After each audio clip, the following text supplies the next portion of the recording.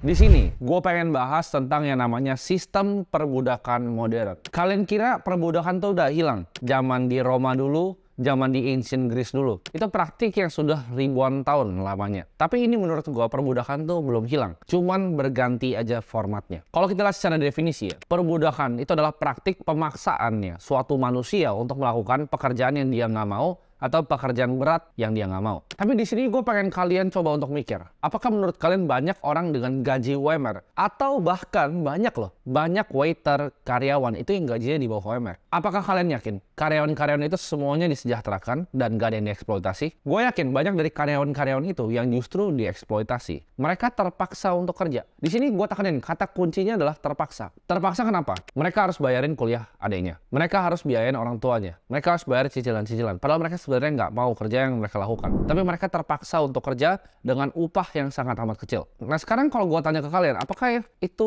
bukan sistem perbudakan modern? Di hidup ini kita sebagai manusia, kita butuh kebebasan. Kebebasan untuk apa? Kebebasan untuk beropini. Kita harus kebebasan untuk punya pikiran sendiri. Kita punya kebebasan akan waktu kita maupun uang kita. Nah tapi di sini ya, banyak yang kira perbudakan tuh udah hilang. Banyak yang kira budak itu di bayangan kalian tuh dipecut-pecut kan. Memang betul ya. Untuk bangun misalnya di Roma itu dipecut-pecut. Tapi jangan salah kalian, budak itu dikasih makanan loh. Budak itu dikasih tempat tinggal. Kalian lihat kan, budak tuh ada yang beranak, punya anak segala macam, punya keluarga. Budak itu dikasih makan, dikasih tempat tinggal. Sekarang coba kalian pikir secara baik-baik, apa bedanya? Pemerintah itu menciptakan uang dari angin, ya kan? Dia ciptakan uang fiat. Nah, uang ini dibagikan oleh para perusahaan ke para karyawannya yang misalnya gajinya UMR atau bahkan di bawah UMR. Sekarang apa bedanya? Kalau budak kan tadi dikasih makanan sama dikasih tempat tinggal. Sekarang dikasihnya uang. Tapi bedanya apa? Makannya lu beli sendiri, tempat tinggalnya lu cicil sendiri. Tapi konsepnya sama kan? Ditukarnya cuma sama uang, kalau itu langsung dikasih tuh makanan dan tempat tinggalnya. Untuk jadi sebuah manusia yang bebas, kita butuh kebebasan waktu dan kita butuh kebebasan lokasi. Di sini pertanyaannya gimana caranya kita bisa keluar dari sistem perbudakan modern ini? Uang itu kita tahu cuma ada dua caranya untuk didapatkan sebenarnya. Antara kita menciptakan uang, which is kita nggak bisa, bank sentral, atau kita ngambil dari orang lain. Kita ambil dari peredaran uangnya, karena uang terus berputar. Ada tiga cara untuk ngambil uang dari peredaran ini.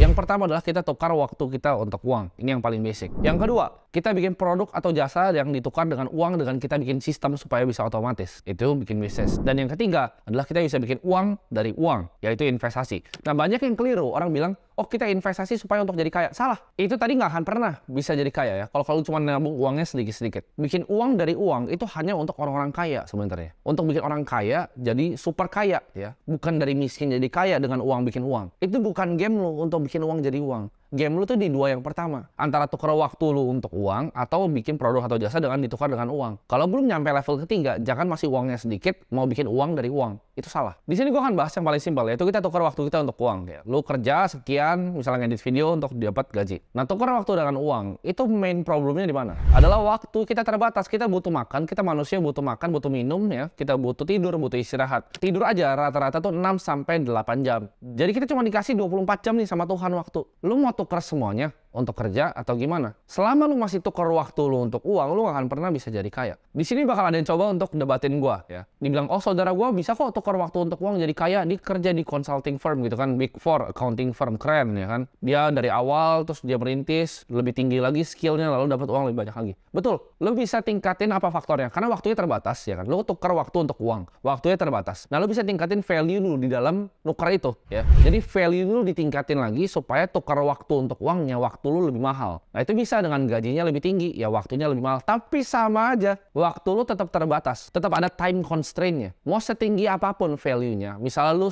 mau misalnya 10 juta per jam. Lu kerja misalnya 5 jam sehari. Lu didapat 50 juta sehari. Tetap ada batasnya. Batasnya adalah waktu. Nah kita harus keluar dari batasan waktu ini. Gue bikin video-video kayak gini mungkin banyak banget tuh. Dari kalian yang tersinggung, yang kerja, oh gue merasa gue sukses kok kerja di Big Four consulting firm gitu kan. Gue dengan jas gue rapi, gaji 30 juta gitu. Pertanyaan gue itu sukses dari mana? Sukses kayak gitu tuh menurut gue bullshit gitu. Karena gini, kalian mungkin merasa, oh gue hot shit nih di perusahaan yang gue keren nih ya. Tapi lu percaya nggak? Kalau lu dipecat besok, lu akan diganti dalam waktu 72 jam ya. Lu tuh nothing di perusahaan itu. Dan lu cuman keren di perusahaan lu doang. Lu coba dipecat, lu keluar. Lu jadi siapa? Lu nggak jadi siapa-siapa gitu. Keren di little environment lo itu. Dan itu adalah yang mereka mau doktrin ke dalam otak lo, biar lo jadi pekerja untuk tukar waktu lo untuk uang terus-terusan. Bisa dipakai terus, diperas terus. Sedangkan yang benar-benar kaya siapa? Yang punya perusahaan Big Four consulting firm nih. Mereka liatin semua nih orang-orang nih bekerja untuk gua. Mereka yang create value untuk gua lebih banyak, tapi gue yang dapat uangnya paling banyak di atas levelnya. Jadi shareholders. Kalian mungkin bilang, lu mah kayak gitu, lu ngata-ngatain orang yang kerja lo. Enggak, gue bukan ngata-ngatain orang kerja. Gue cuma kasih tahu bahwa kalau lu mau naik levelnya itu nggak bisa cuma tukar waktu dengan uang. Ya makanya gue bilang tadi, mungkin kalian bangga dengan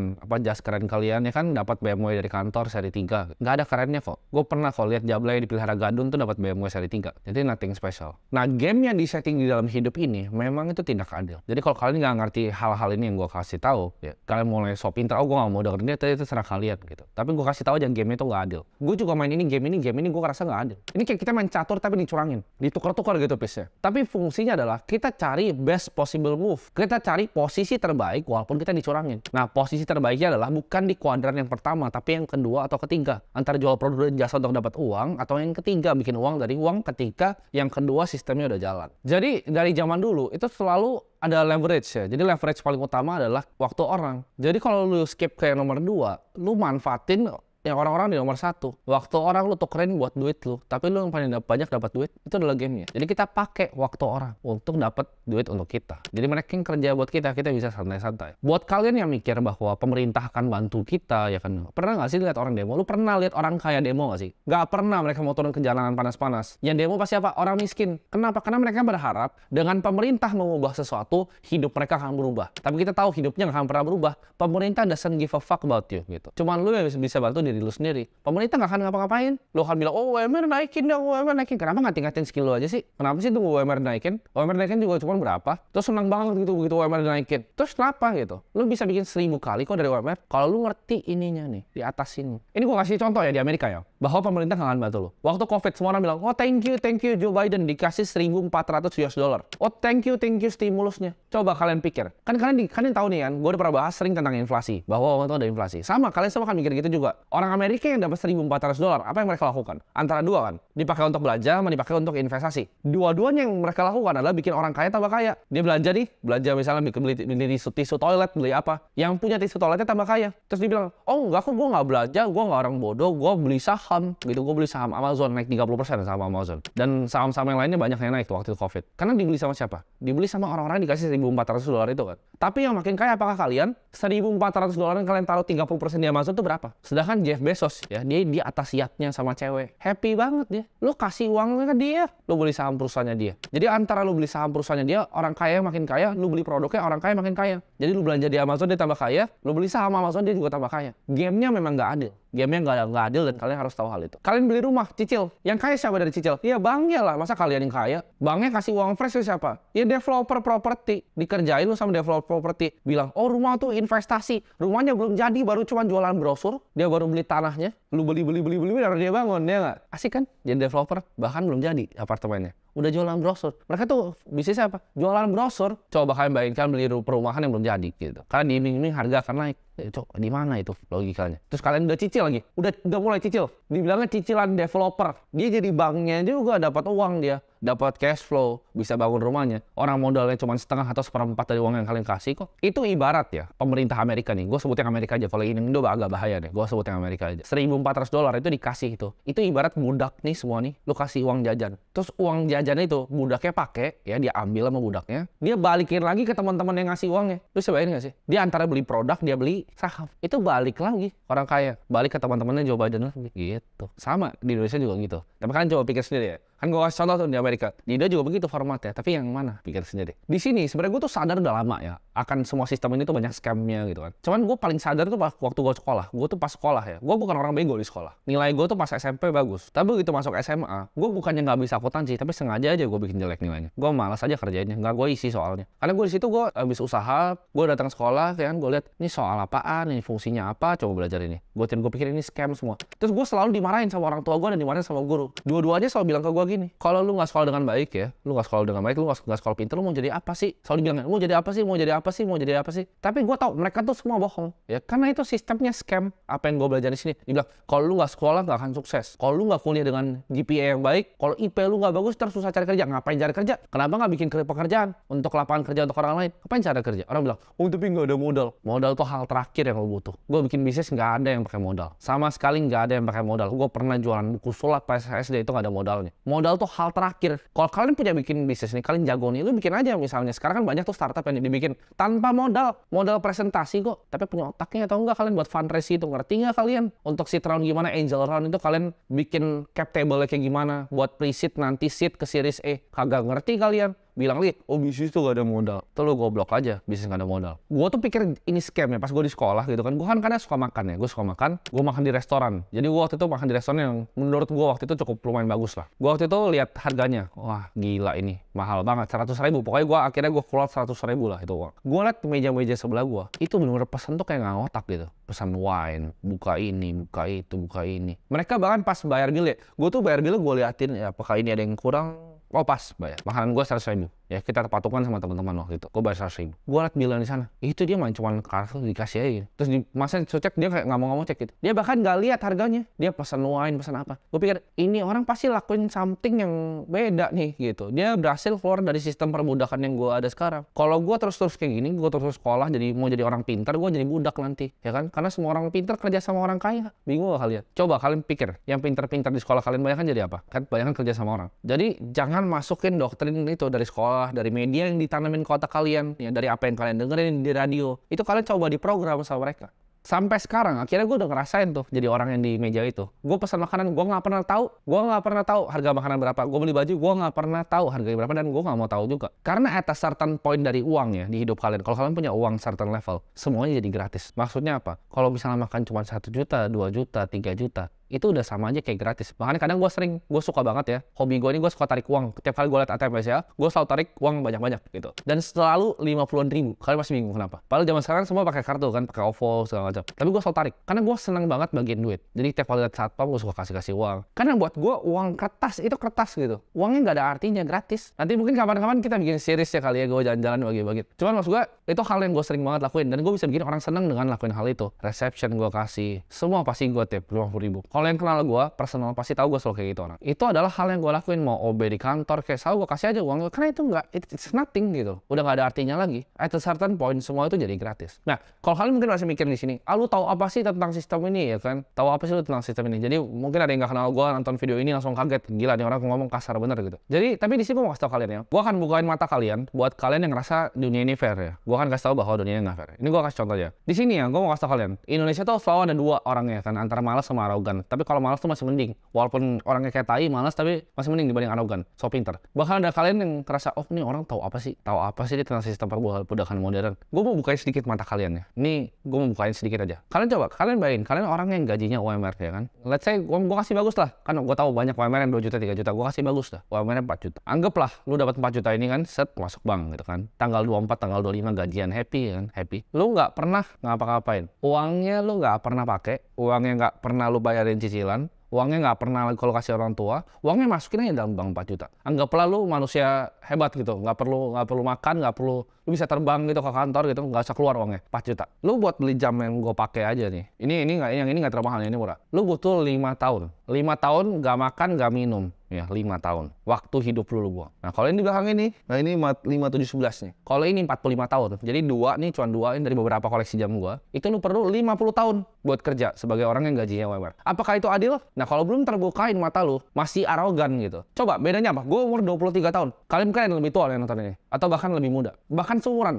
Nah kalau kita seumuran, lu 23, gua 23, kenapa gua bisa kayak gini ya? Pakai jam yang orang UMR perlu 50 tahun buat kerja, dan lu hidupnya masih kayak gitu ya, masih nonton TikTok, nggak main game. Kenapa? Bedanya apa? Ini bedanya. Apa yang gua tahu sama apa yang kalian tahu. Jadi uang itu adalah apa yang kalian tahu. Kalau apa yang kalian tahu cuma bikin kalian di situ, level lu cuma di situ. Apa yang gua tahu beda nih di sini nih. Ini yang di wire di otak gua beda nih sama kalian. Itu yang bisa bikin beda. Jadi gimana caranya untuk level up hidup kalian, level up ini? Kalau lu ngerasa hidup lu sampah karena informasi yang diajarin ke orang tua lu, diajarin guru-guru lu, diajarin media yang masuk otak lu itu adalah sampah. Keluarin, buang semua, fresh. gitu. Jangan jadi orang arogan mikirnya, oh gue tahu, oh lu kuburan lu sama nanti sama gue. Nggak sama. Jadi jangan lakuin hal itu. Gimana caranya kita bisa keluar buat punya pemikiran ini ya? Paling gampang adalah cari koneksi. Kita semua tahu, lu bahkan diajarin sama mak lu. Kita kalau mau sukses, cek 5 teman terdekat lu. Lu semua tahu, tapi lu masih bergaul sama pecundang. 5 pecundang ya. Jadi 5 pecundang, lu orang keenam nih, lu pecundang juga pasti. 5 ngerokok, 1 kagak, 1 bakal ngerokok. Ya kayak temen gue juga gitu, gue juga ada punya temen nih dari SMA berempat, 1 nggak pernah ngerokok, main sama kita terus rokok juga dia gitu, sama ya. Tapi kalau kita semua bikin duit, kita semua nih sama-sama tiap hari mikirnya gimana cara bikin duit, gimana cara bikin duit, lu akan pasti dapat duit, percaya nggak? Lu nggak ngerti kopi nih, lu ngobrol sama barista terus 3 bulan, temen lu barista semua, lu bakal bisa bikin V60, lu bisa bikin manual brew, lu bisa bikin Vietnamese drip, Japanese drip. Kenapa? Karena lu ngomong sama orang bikin kopi. Sama kalau lu ngomong sama orang bikin uang, lu akan ujung-ujungnya pasti bikin uang. Kalau lu bergaul sama pecundang, lu pasti akan jadi pecundang. Nggak ada salahnya nih hidup ini buat bilang, oke, ke teman gua nih, ke teman tongkrongan, kita on a different life path gitu. Gue mau hidup yang ini, lu pada masih mau begini. Ya udah kita nggak bisa main lagi. Ya itu nggak ada salahnya. Oh gue mau level up gitu. Nah gimana cara carinya? Kalian carilah. Udah misalnya paling bego ya caranya. Kalian cari bisa seminar properti atau apalah investasi lah. Cari yang 50.000 gitu, 25.000. Datang aja gitu. Jadi jangan jadi orang arogan. Lu duit kagak punya, lu lihat orang bikin seminar kayak aduh ini nggak penting. Datang aja.